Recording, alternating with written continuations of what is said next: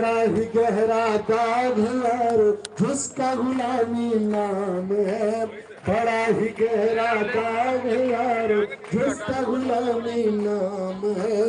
उसका भी क्या जीना यारो जिसका देश गुलाम है। उसका भी क्या जीना यारो जिसका देश गुलाम है। देख के वीरों की कुर्बानी, देख के वीरों की कुर्बानी, अपना मन भी भोला माए। रंग दे बसंती चोला मेरा, रंग दे बसंती चोला मेरा, रंग दे बसंती चोला मेरा, रंग दे मेरा, रंग दे बसंती चोला, रंग दे बसंती चोला माए, रंग दे बसंती चोला। उस चोले को पहन शिवाजी खेले अपनी जान पे। इस चोले को पहन शिवाजी खेले अपनी जान पे। आज उसे पहन झांसी की रानी मिट गई अपनी आन पे। इसे पहन झांसी की रानी मिट गई अपनी आन पे। आज उसे का पहन के निकला, पहन के निकला, आज उसे का पहन के निकला हम मस्तों का टोला माए। रंग दे बसंती चोला मेरा, रंग दे बसंती चोला मेरा, रंग दे बसंती चोला मेरा, रंग दे मेरा, रंग दे बसंती चोला मेरा, रंग दे मेरा, रंग दे बसंती चोला, रंग दे बसंती चोला माए। रंग दे बसंती चोला मेरा, रंग दे बसंती चोला माए, रंग दे बसंती चोला। बोलो भारत माता की, भारत माता की, भारत माता की, भारत माता की। वंदे वंदे वंदे। बढ़ती जो आबादी है, बढ़ती जो आबादी है, बढ़ती जो आबादी है। बोलो भारत माता की, भारत माता की, भारत माता की। धन्यवाद।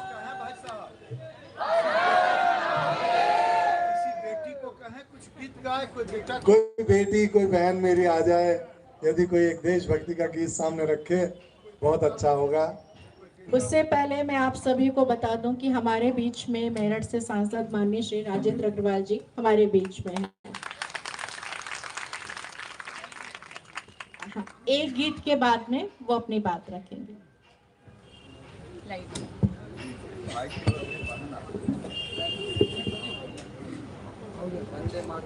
भारत माता की, भारत माता की, वंदे वंदे। है प्रीत जहां की रीत सदा, है प्रीत जहां की रीत सदा। मैं गीत वहां के गाती हूँ, भारत की रहने वाली हूँ। भारत की बात सुना, भारत की बात सुनाती हूँ। भारत की रहने वाली हूँ, भारत की बात। हो हो हो हो हो हो हा हा हा हा हा हा हा। है प्रीत जहाँ की रीत सदा, है प्रीत जहाँ की रीत सदा। मैं गीत वहाँ के गाती हूँ, भारत की रहने वाली, भारत की बात सुनाती हूँ। भारत की रहने वाली हूँ, भारत की हो हो हो हो हो हो हो इतनी ममता नदियों से है, हम माता कह के बुलाते हैं। इतनी ममता नदियों से, इतनी ममता नदियों से है, हम माता कह के बुलाते हैं।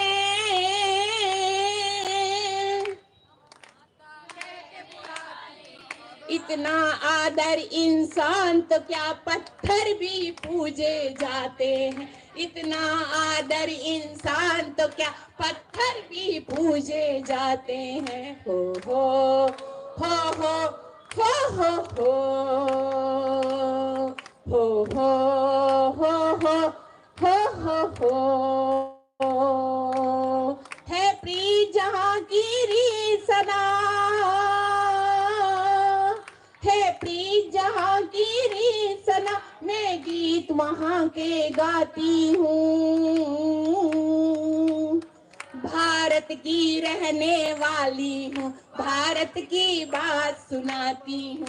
भारत की रहने वाली हूँ, भारत की बात सुनाती हूँ। भारत की रहने वाली हूँ, भारत की बात सुनाती हूँ। भारत माता की, भारत माता की, वंदे वंदे।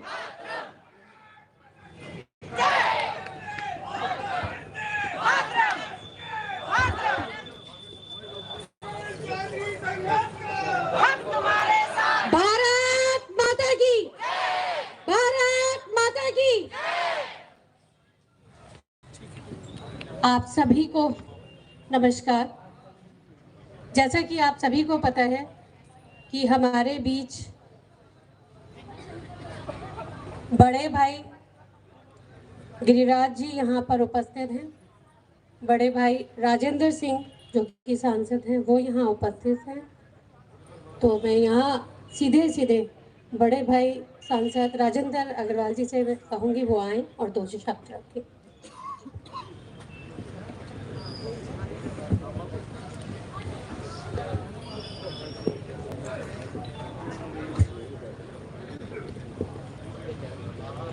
भारत माता की, वंदे।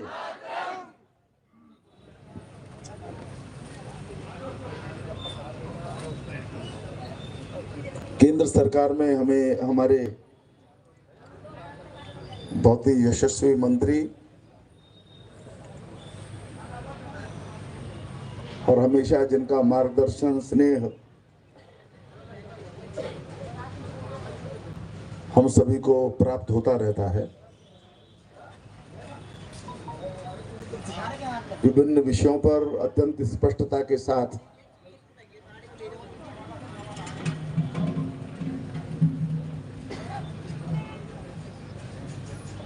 वो सरकार के पक्ष को, समाज के पक्ष को रखते रहते हैं।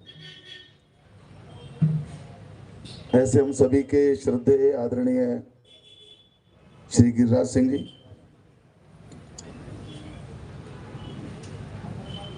हमारे आदरणीय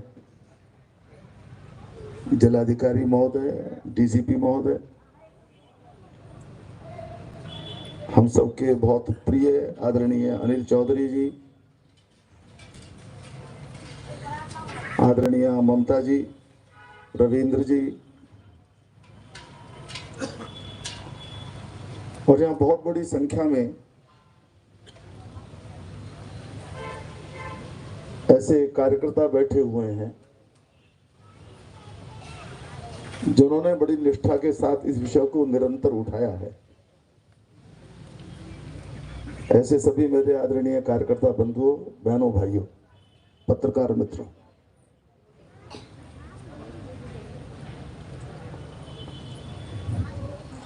मैं पहले भी 2 बार यहाँ पर आया हूँ। पहले 7 नवंबर को आया था, फिर दिवाली के दिन भी आया था। मुझे भी ये लगता था कि दिवाली में कोई एक विषय को लेकर के आमरण अनशन पर बैठे हुए हैं तो दीपावली की शुभकामनाएं भी दे करके आऊं, समर्थन भी व्यक्त करके आऊं।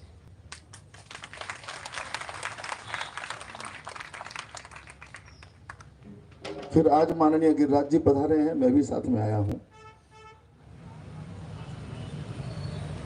सारे घटनाक्रम को दोहराने की आवश्यकता नहीं है, आप निरंतर उससे परिचित रहे हैं।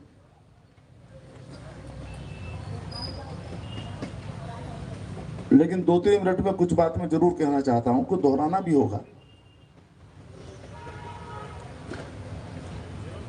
मेरा अनिल जी से परिचय पुराना है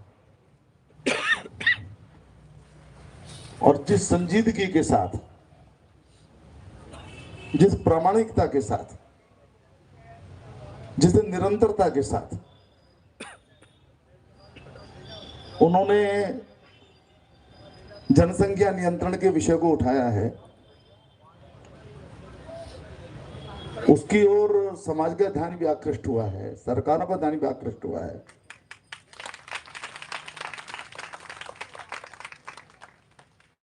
और उसके जो विभिन्न पहलू हैं, पृथ्वी के संसाधनों की सीमा है और खासतौर से जब उपभोग का वातावरण तो बड़ा कठिन हो जाता है। हम जब देखते हैं सड़कें चौड़ी होती हैं, फिर सड़कें छोटी पड़ने लगती हैं। हमारा किसान परिश्रम करता है, परंतु बहुत बार हम आत्मनिर्भर नहीं हो पाते। तो बहुत सारी ऐसी बातें हैं। एक पहलू तो ये है और दूसरा पहलू डेमोग्राफी का भी है। आज किस प्रकार से चीजें बदल रही हैं, वो भी हम सबकी चिंता का विषय है।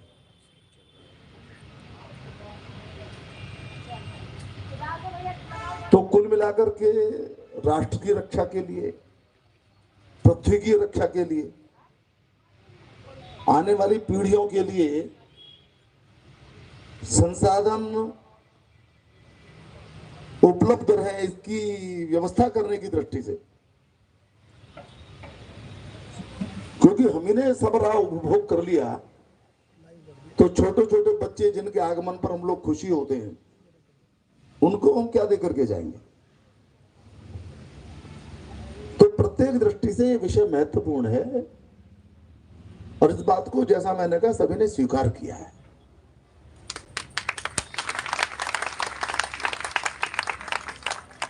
माननीय प्रधानमंत्री जी ने लाल किले के संबोधन में इसका उल्लेख किया।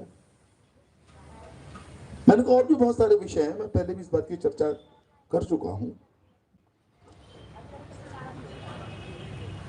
और अनिल जी की जो भी एक प्रकार की तपस्या यहाँ पर उन्होंने की है और आप सबने उनको जो स्नेह, आशीर्वाद, संबल प्रदान किया है, उसका एक निश्चित परिणाम ये हमको दिखाई देता है कि सबका ध्यान आकृष्ट हुआ है। हमें पता है कि हमारे प्रधानमंत्री जी बेहद व्यक्तियों के प्रति भी और समस्याओं के प्रति भी बेहद संवेदनशील है। ये जहां हमारे लिए गौरव की बात है, हमारे लिए भरोसे का भी विषय है। तो हमें अभिमान भी रखना चाहिए, भरोसा भी रखना चाहिए। निश्चित जो भी समस्या ध्यान में आई है उसका हल निकलेगा। प्रधानमंत्री कार्यालय ने संज्ञान लिया, 2 बार भेंट हुई, वार्ता हुई, एक बार अनिल जी भी गए और आज स्वयं हमारे माननीय मंत्री जी यहाँ पर उपस्थित हैं, वो पधारे हैं।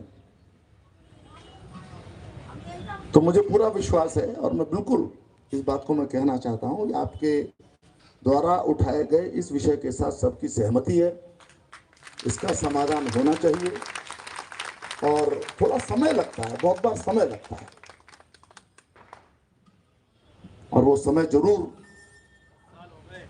आप दे भी रहे हैं, मिलेगा भी और समस्या का समाधान भी होगा। मैं आप सबको बहुत विनम्रता के साथ, बहुत आदर के साथ मैं प्रणाम करता हूं, आपका अभिनंदन करता हूं और आपके संकल्प का मैं विशेष रूप से उसकी मैं वंदन करता हूं। ये संकल्प जागृत रहे ताकि देश की समस्याओं का समाधान हो सके। बहुत बहुत धन्यवाद। जय हिंद, जय भारत।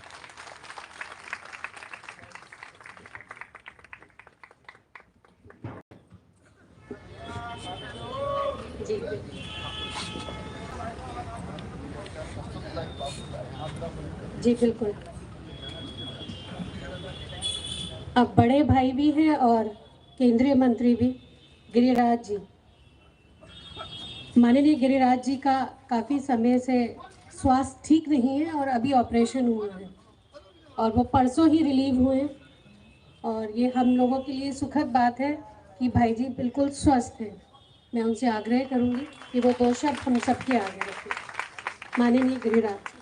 भारत माता की जय। भारत माता की जय।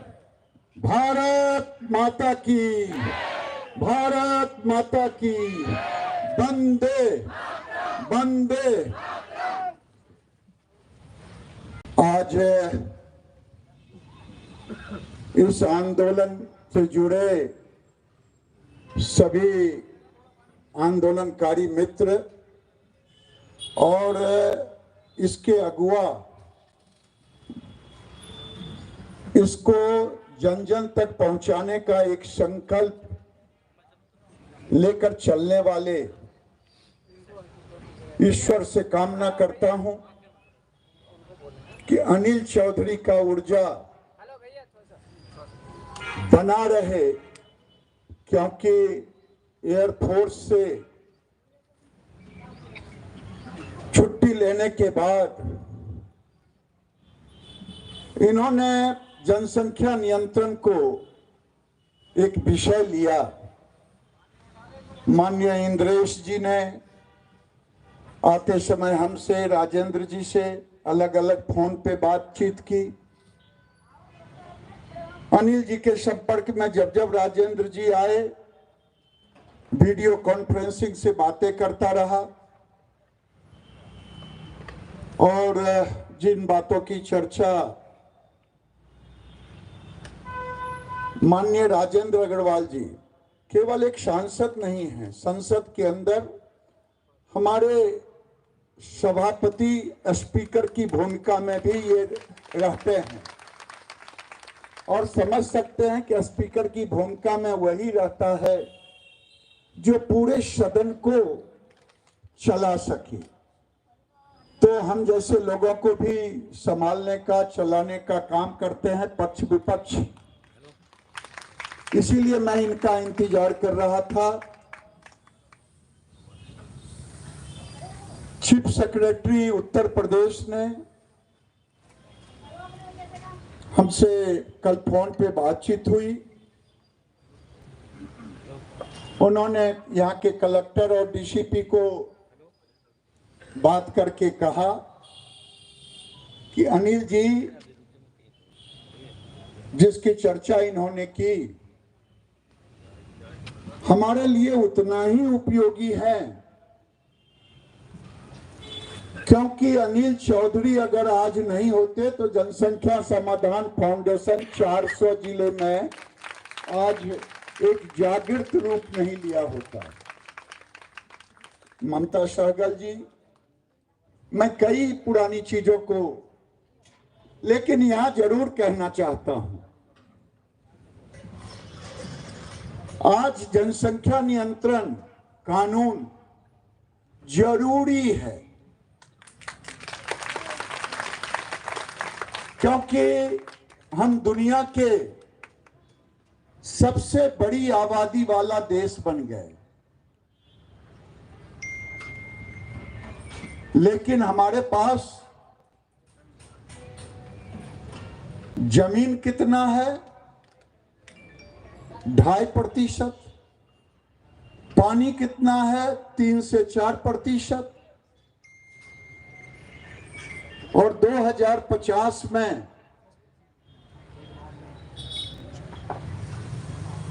एक ऐसी समस्या आने वाली है कि अन्न हम खाएंगे या पशुधन को देंगे। हम कैटल फीड में देते हैं, पोल्ट्री फीड में देते हैं, फिश फीड में देते हैं, कई समस्याएं हैं। लेकिन दुर्भाग्य इस देश का है, जब भी कोई कानून देश हित में बनाने का होता, कुछ लोगों ने वोट के खातिर उनकी जिम्मेदारी केवल वोट है, देश नहीं है। जनसंख्या नियंत्रण की बात होती, एक संप्रदाय से जोड़ देते, टीवी मीडिया भी चलाने लगता।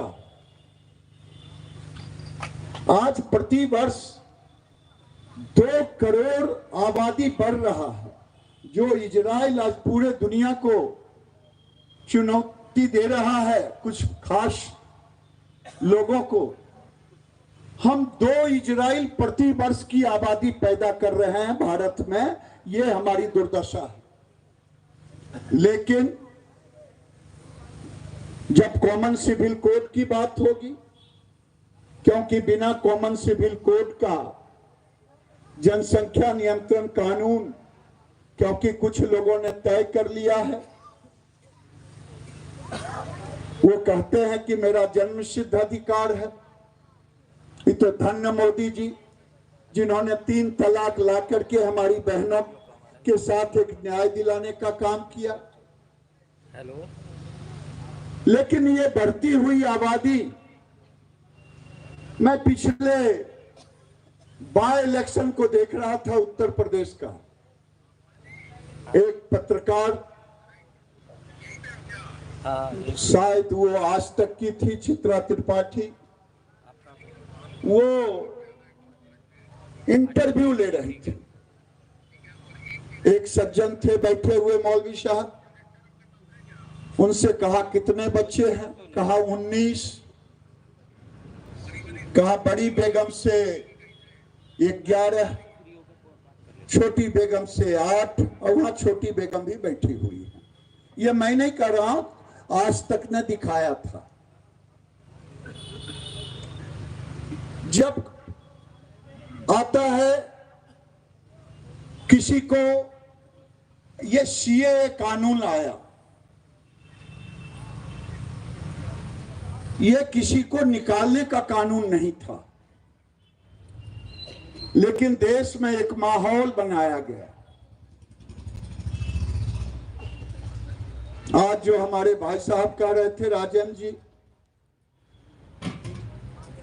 मैं 90 के दशक में जब दिल्ली आता था बिहार से, जो यहां हमारे कुछ मित्र रह गए हैं, वो 97-98 में कहते थे, गिरिराज जी अब यहां मेट्रो चलने वाला है, अब हम लोग जापान, टोक्यो, हांगकांग की तरह बड़ा इजी ट्रेवल करेंगे। सचमुच में मेट्रो का ट्रेवल इजी है, लेकिन जब पीक आवर में मेट्रो पर कौन कौन लोग चढ़े हैं, जरा हाथ उठाइएगा तो सब लोग चढ़े हैं।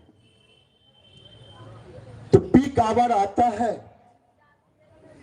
तो किसी को चढ़ने की जरूरत नहीं है, धक्के उसको चढ़ा देते हैं, धक्के उतार देते हैं। गाड़ी जब मेट्रो में खड़े हो, योग गुरु रामदेव बाबा भी फेल कर जाते हैं, क्योंकि वहां थरेसरी योग करते हुए खड़े खड़े सब दिखते हैं। ये हालात बढ़ती हुई आबादी का है। हर साल मेट्रो बढ़ रहा है, जिसकी चर्चा का है, सड़कें बढ़ रहा है, आवश्यकताएं बढ़ रही है। आज जरूरत है देश के हर पार्टी को इसके समर्थन में आगे बढ़ करके जब आने के लिए।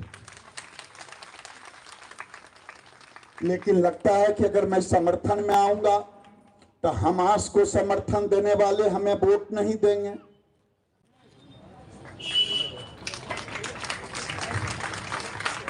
मुझे समझ में नहीं आया, लड़ाई हो रही है इजराइल और हमास में,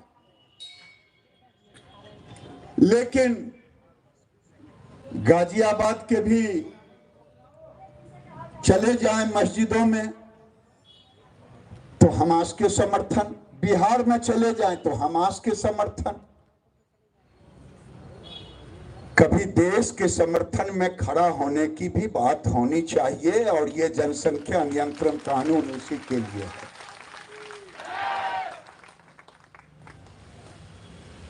ठीक कहा, ये आम लोग जनसंख्या नियंत्रण कानून को, आपको मैंने मेट्रो का हवाला दिया, ट्रेन का हवाला दिया, अस्पताल का हवाला, सड़क का हवाला। मैं पूछूं कि बहन यहां बैठे हुए किनके घर में, आपके घर में बच्चे 5-10 हैं, जरा हाथ उठाइए। तो कोई हाथ उठेगा नहीं। लेकिन सड़क पर जाइए तो भीड़ है। आखिर ये भीड़ आता कहां से है? ये भीड़ बढ़ा कौन रहा है? लगता है कुछ लोगों ने भीड़ बढ़ाने की फैक्ट्री खोल दी है। तो आज अनिल चौधरी जी तो मस्ती से रहते, क्या दिक्कत थी? एयरफोर्स से रिटायर किए, बच्चे भी ठीक ठाक है, परिवार भी ठीक ठाक है, आनंद से कोई कारोबार करते और रहते। ममता सहगल बागपत में एक इनका कार्यक्रम था, मुझे भी उसमें जाना था 2019 में। और जब ये बागपत ये लोग गए, वहां लोगों ने इनका विरोध किया, क्योंकि हम जनसंख्या नियंत्रण को किसी पार्टी के साथ जोड़ रखा है, देश के साथ जोड़ने की जरूरत है।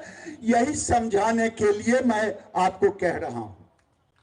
जब ये लोग बागपत गए, बागपत के भी मित्र हमें दिखाई दे रहे हैं,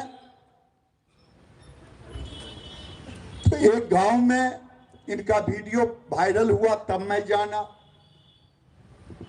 वो गांव में इन्हें कहा गया, रे ये आयो है जनसंख्या नियंत्रण के लिए नहीं, ये आयो है 19 चुनाव में बीजेपी को मदद करने के लिए, और ये अजीत सिंह को हराने के लिए।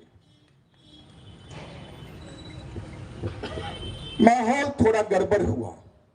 ममता सहगल उठी, जैसा कि वीडियो में शायद किसी ऊंचे स्थान पे खड़ी होकर के 90 की दशक में ममता सहगल ने जो कहा कि मैं 12 वर्ष की उम्र में 90 में कश्मीर के अंदर जो जेनोसाइड हुआ था, जिसकी आवाज कोई नहीं उठाता, लोग पदयात्रा करते भारत जोड़ो, लेकिन 90 की याद नहीं आती।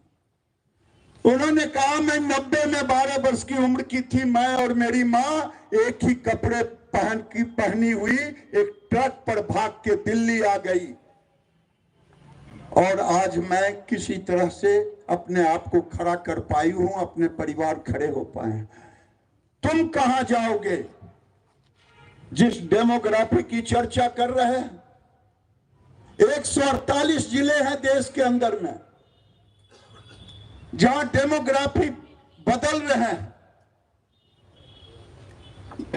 मुझे कहने में कोई संकोच नहीं है। आज बंगाल देख लें, वहां की सरकार रेड कारपेट रोहिंग्या के लिए बिछा रखा है।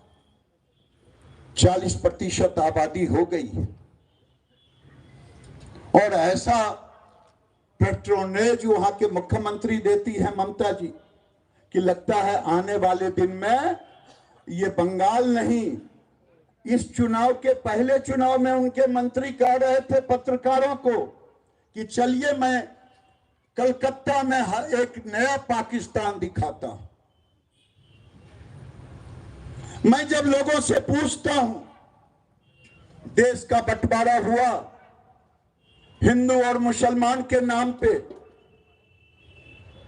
कोई बता दे कि पाकिस्तान में किस जाति के हिंदू कटे मरे हमारी बेटियां उठी? कोई बता दे। मैं तो एक ही का नाम जानता हूं, जोगेंद्र मंडल, जो अनुसूचित जाति से थे, अंबेडकर के कद के थे, जिन्ना के साथ गए थे। 2 ही साल में जब हिंदुओं पे अत्याचार होने लगा तो वहां से भाग करके निर्वासित जिंदगी बम्बई में बिताया। मैं इसलिए चर्चा कर रहा हूं,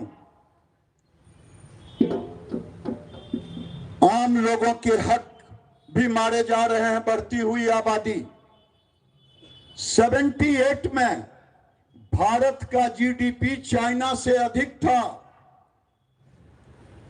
लेकिन 79 में चाइना ने 1 चाइल्ड पॉलिसी लाया और लगभग 60 करोड़ लोगों को रोका। आज देश की आर्थिक केंद्र बिंदु दुनिया में बन रहा है। लोगों ने कहा कि उसका 1 चाइल्ड पॉलिसी तो फेल कर गया। हम के नहीं फेल किया, क्योंकि उस समय उसे जरूरत थी बढ़ती हुई आबादी को रोकना। अब वो 2 चाइल्ड पॉलिसी फिर से लाया। तो भारत के अंदर आज जरूरत है, प्रधानमंत्री ने लाल किले से कहा, जरा सा कॉमन सिविल कोड की बात हुई, ये बोट के सौदागरों में छलबली लग गया, खलबली मच गया। कोई छत्तीसगढ़ के मुख्यमंत्री आदिवासियों को भड़काने लगे कि आपके हक मारे जाएंगे, क्योंकि ये कॉमन सिविल कोड आएगा, फिर जनसंख्या नियंत्रण कानून आएगा, तो ये आपके हक मारे जाएंगे, आपके धर्म पर चोट पहुंचाएगी। तो मैं आज आपसे यही कहने के लिए यहां खड़ा हुआ हूं। अनिल चौधरी जी और आपकी देश का ऐसा प्रधानमंत्री है जो भारत के हित के लिए कोई भी बाधा सामने में आए उसे दूर करने का काम करते हैं। और ये अमृत काल है, अमृत काल है। इस अमृत काल में दुनिया में भारत का झंडा भी फहर रहा है और आप देख रहे हैं कि भारत के अंदर सांस्कृतिक वैभव भी ऊंचा उठ रहा है। इसलिए मैं आज हम और राजेंद्र भाई आए हैं ये भाषण देने के लिए नहीं कि आप चिंता ना करें। आपने राज्य का ध्यान, योगी जी का ध्यान, आप एक क्रांतिकारी हैं। योगी जी का ऑफिस से फोन भी आया होगा, लेकिन आपने तो किसी का फोन नहीं उठा रहे थे। देखो भाई, जोश में होश मत खोना, अभी बड़ी लड़ाई लड़नी है, बड़ी लड़ाई लड़नी है। सब लोग आपके समर्थन में हैं और आपको मैं विश्वास दिलाता हूं कि आने वाले दिन में देश में जनसंख्या नियंत्रण कानून जरूरी है।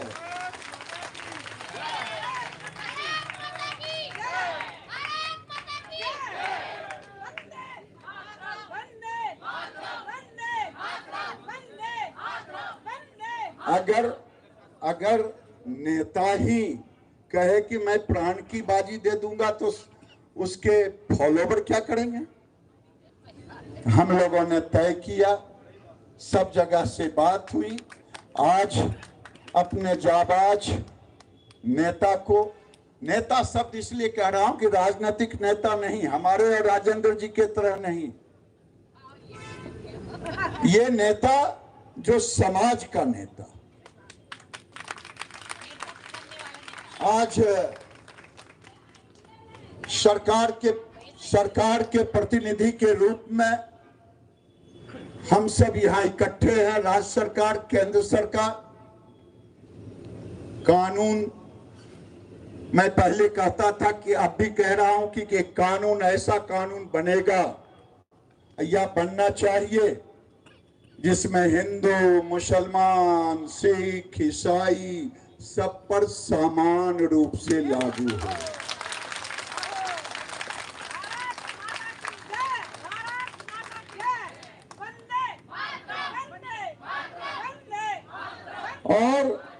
और जो ना माने उसे सरकारी व्यवस्थाओं से बाहर कर दिया जाए। हमारे मुख्यमंत्री हेमंत बिस्वा शर्मा ने बड़े बड़े कदम आसाम में उठाया। अभी कॉमन सिविल कोड हम उम्मीद करते हैं उत्तराखंड में शीघ्र ही लागू होगा। गुजरात उसको फॉलो करेगा, उसके बाद देश फॉलो करेगा। और मैं देश के नागरिकों से कहना चाहता हूं, किसे राजनीति से जोड़ करके ना देखें। जो इसका विरोध करे उसे सत्ता से बाहर कर दे।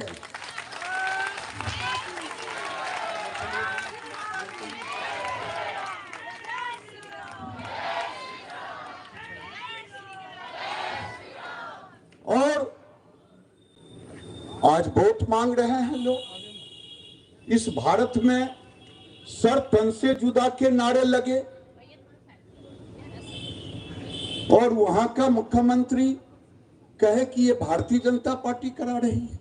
अरे भारतीय जनता पार्टी का शासन होगा तो सर तन से जुदा करने वालों को ऐसी सजा देगी तो दोबारा नाम नहीं लेगा। आज योगी जी के राज में कोई करके तो देखे।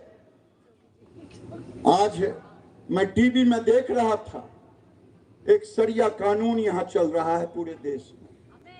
वो हलाल के नाम पे, हलाल सर्टिफिकेट के नाम पे ये लोगों ने बरसों से पाल पोस के रखा। वही लोग, ये तो 47 में आजाद हुआ देश, उसी समय देश में ये कानून आनी चाहिए थी। लोग कहते हैं फलना ने किया, क्यों नहीं लाया। आज चिंता हम सबों की है और आज मैं आप सबों के प्रतिनिधि के रूप में, हम लोग जो ऊपर में हैं, भारत माता का नारा लगा करके अनिल चौधरी जी को आगे की लड़ाई के लिए आज छठ मैया का पहला शाम का अर्घ है। मैं मां से भी प्रार्थना करूंगा, हे सूरज भगवान इतनी ताकत दो, इतनी ताकत दो कि फिर से आगे की लड़ाई लड़े। और मैं इन्हीं शब्दों के साथ अनिल जी को, अनिल जी क्या बोलेंगे, अनिल जी को बोलने का जो समय नहीं है। आप लोग कहती है ना कि अनिल जी का बोलने का समय अभी नहीं है, जरा ताली बजा के बोलिए। हाँ, आप जनमत के साथ रहिए। आप नहीं छोड़ दीजिए। भारत माता की, भारत माता की। देखिए, मैं इसी आग्रह के साथ दे रहा हूं कि केवल 2 शब्द बोलेंगे, तीसरा शब्द नहीं बोलेंगे।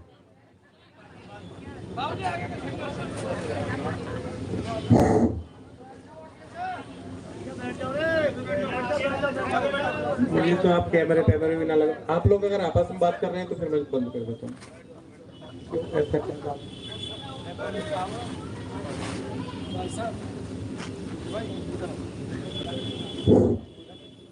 अभी ना एक मित्र है मेरे, एयरफोर्स में थे कहीं साथ जोधपुर में, गुप्ता जी, दिवाकर गुप्ता। तो अभी मंत्री जी के आने से पहले कह रहे थे कि हम तो ये कभी देखा नहीं कि भाई मंच खाली पड़ा है,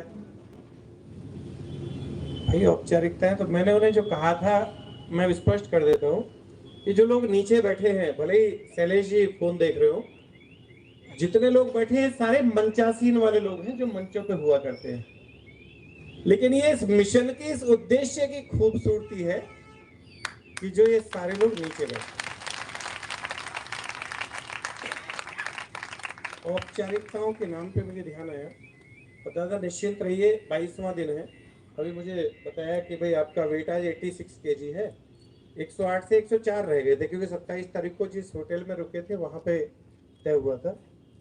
तो ना दादा ऐसे नहीं, मैं इन्हें तो कह लूँ कुछ करना क्या है, बस बिल्कुल आपकी बात मान ली। ठीक है ठीक है ठीक है। तो बताया कि भाई 104 किलो वजन था, तो आज 86 18 किलो। अभी औपचारिकता की जहां तक बात थी, बस एक बात कहना चाहूंगा, वो देश जो 1200 साल गुलाम रहा हो, जिसकी भारत माता के सीने पे आरा चला हो 76 साल पहले, जो कश्मीर का चित्र लगा के अधूरा बैठा हो, ऊपर का हिस्सा पीओके के रूप में पाकिस्तान के पास हो, वो देश और उसके देशवासी औपचारिकताएं कर भी नहीं सकते।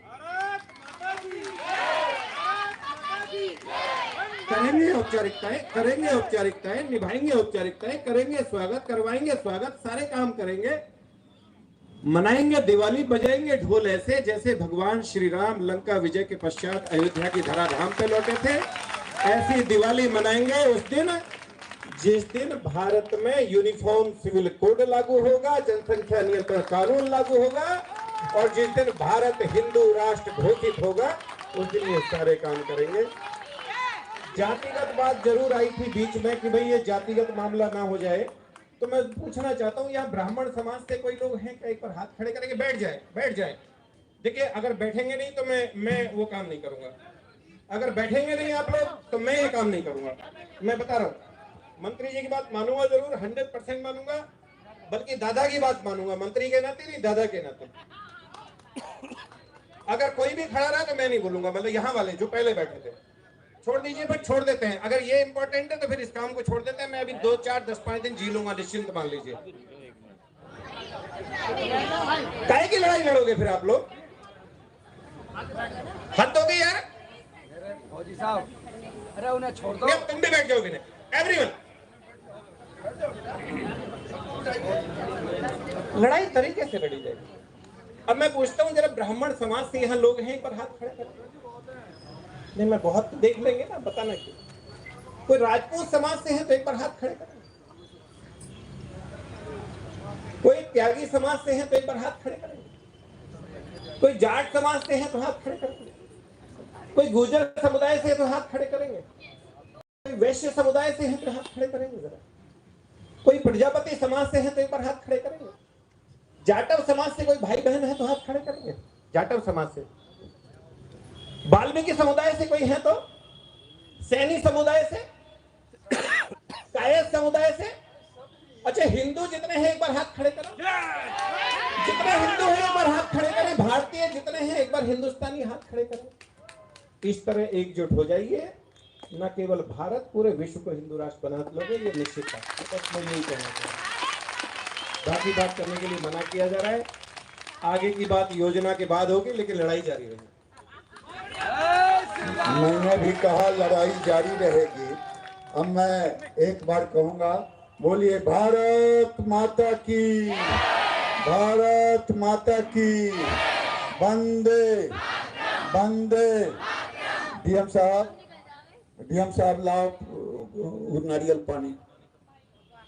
गायत्री माता की, गायत्री माता की और सभी माताओं की।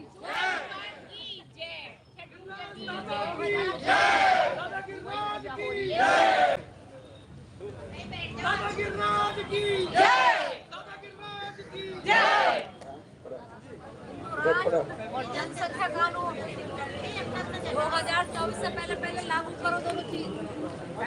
संघर्ष करो, हम तुम्हारे साथ हैं। तुम आगे बढ़ो, हम तुम्हारे साथ हैं। अपना फोटो देखो भाई, ये हैं फोर्स वाले, ये अनुशासन देते। हमको पता नहीं है कि मैं एक बार बाद में कहूंगा। आइए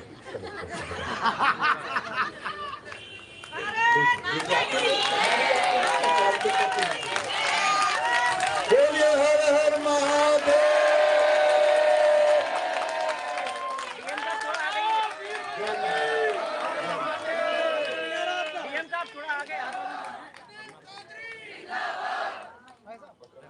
भगवान की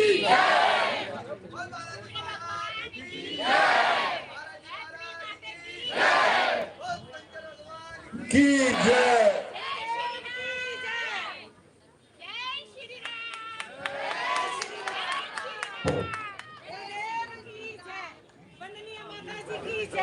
शांति कुंज हरिद्वार की जय।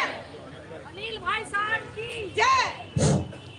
दादा के अभी भी परसों चूंकि ऑपरेशन से घर लौटे हैं, यूरिन का बैग लटका हुआ है। देखिए मंत्री तो पता नहीं कितने होंगे, मैं यहाँ भी होंगे, क्षेत्र में भी होंगे, लेकिन हम मंत्रियों की नहीं मानते, हम अपनों की मानते हैं, हम भाइयों की मानते हैं, हम दादाओं की मानते हैं।